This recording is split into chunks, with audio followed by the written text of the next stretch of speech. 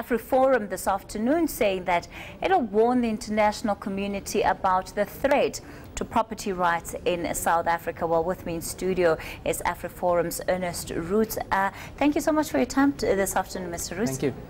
You've said that you believe that property rights in South Africa are under threat. What is that threat? Well, the motion that was tabled yesterday in Parliament, our concern about that is, it can be summed up in 5 words. It's a destructive, dishonest, ahistoric, racist theft policy. That's what it boils down to. And we can discuss any one of those 5 points. The entire mission currently is to attack Section 25 of the Constitution, which guarantees property rights. So it's an assault on property rights. And nowhere in this world has it ever worked where assaulting property rights or downplaying property rights will lead to economic growth. Every single time, everywhere in the world, people have tried that.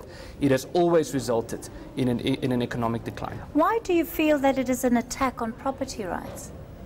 Well, that's exactly what it is. It's an attack on property rights. But I'm asking you to tell me why. Why do you feel that?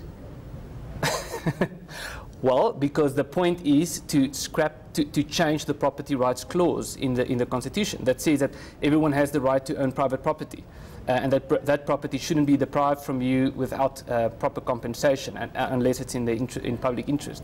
So I find it hard to. I don't understand why you're asking me why. It's obviously an attack on property rights. Who do you think is under threat here? What do you think is under threat? I think the entire country is under threat. As I said, there's never been an example, there's never been a case study in the world where attacking property rights, where declining the right to own private property, attacking the free market, has resulted in some sort of economic growth. So yes, the primary target here is white farmers.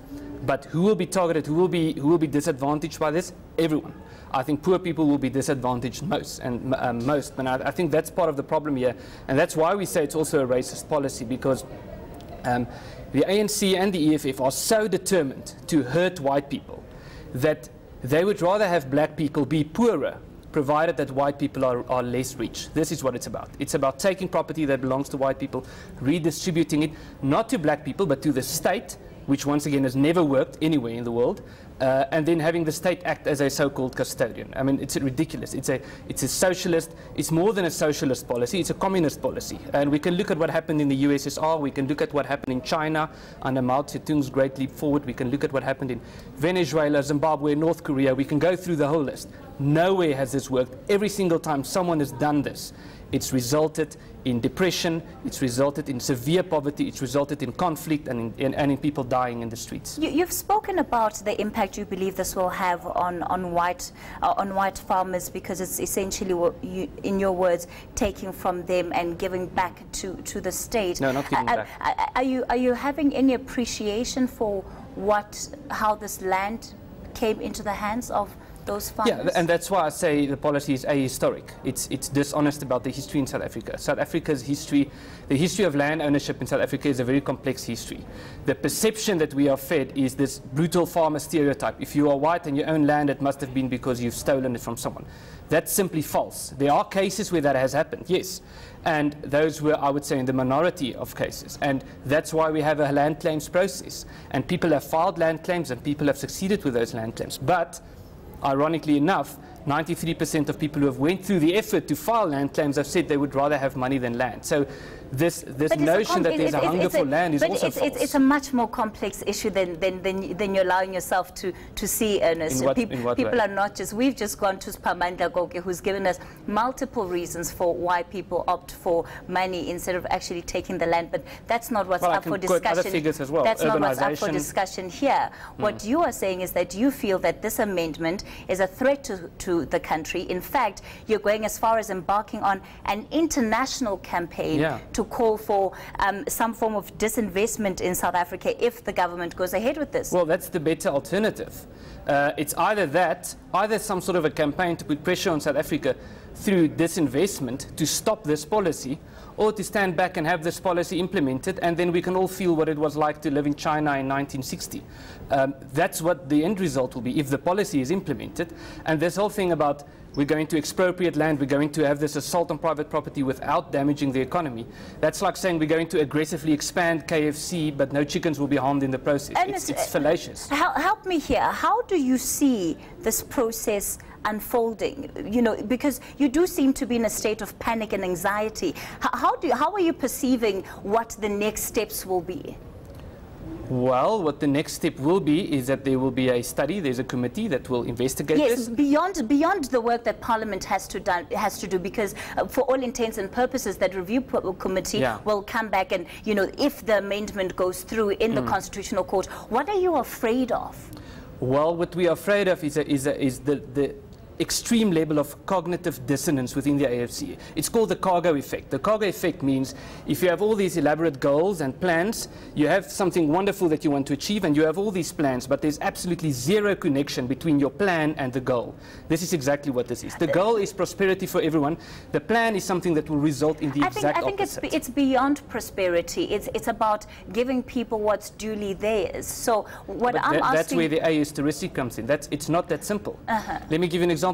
The notion about, and I'm not defending the Natives Land Act, but let's talk about the Natives Land Act, because that's what this is based on. The notion is black people lived in South Africa, white people came, they took 90 or 87% of the land, and they stuck black people in 13% of 13% of the surface of South Africa. That's the narrative currently. What is not said is that black people occupied 9% of the surface of South Africa. What is not being said is that if you don't have the technology to dig a borehole, you can only survive on 30% of South Africa's surface. But the notion that we are being fed, this brutal farmer stereotype, is if you are white and you own land, you stone it. And you're overlooking the fact that under that very same act, black people were not allowed to buy land. No, they were allowed, but they had to apply, and more than 3,000 did so. I'm not defending the act. I'm just saying what is said about our history is false. Exactly what you just said now is false. It's not true that black people were not allowed to buy land. They had to have some, it had to go through a white farmer that they would report to. No, it had to go through the state, and 3,000 farms were bought by black people after that act outside of those properties. I'm not defending the act. I'm not saying that was right. I'm just saying the narrative in this country is false. The narrative about history is false. It's much more complex than that, and we are being fed a history that is false, that feeds into this brutal farmer stereotype that feeds into the notion that the EFF would like us to believe that white people are criminals and should be treated as such. And as a result, this is a racist policy. There's nothing else about it. Do you feel that the amendment treats white people as criminals? Well, certainly it does. The whole amendment, the whole notion or motion is based on a false narrative. It's based on a narrative. It's based on a white perpetrator, black victim narratives. And yes, there are many white perpetrators and there are many black victims in this country. I'm not saying that's never the case. I'm just saying this broad overview stereotype about the brutal farmers is false. Those are the people that are feeding the country. Those are the people that are employing people. There's almost 1 million people employed in agriculture at the moment. All of that will be destroyed if we attack property rights. So do you not see black people as victims of No, they are victims. Of black people are the primary victims of this policy, because black people are the majority of poor people in this country are black people, and the people who will be struck and will be struck most by this policy would be poor people. So black people are the primary victims here. They would be the primary victims of this policy, and that's why I'm saying they would rather have black people be poorer, provided that white people are less rich. So it's an assault on black people. What are you going to be asking the international community to do, Ernest? Well, we would like to inform them about what's happening in South Africa, the fact that there is an assault on private property. So that's the irony, is the ANC goes to Davos in Switzerland and says, we're open for business, please come and invest in South Africa. And at the same time, they are assaulting private property. They have this assault on private property saying the state must own everything. So you cannot say to people, come and invest, your property is safe with us, but at the same time say, we're going to take the property and take it for ourselves. So people must be aware of that, and of course it will have negative consequences, and that's something that we don't want. But it's better than the alternative. It's better than to stand back and to watch this policy unfold. All right, that's where we leave it for tonight. AfriForum's, for this afternoon rather, AfriForum's Ernest Roots giving us their take on yesterday's decision in Parliament. Of course, that was post the debate that parliamentarians had on the contentious issue of land reform.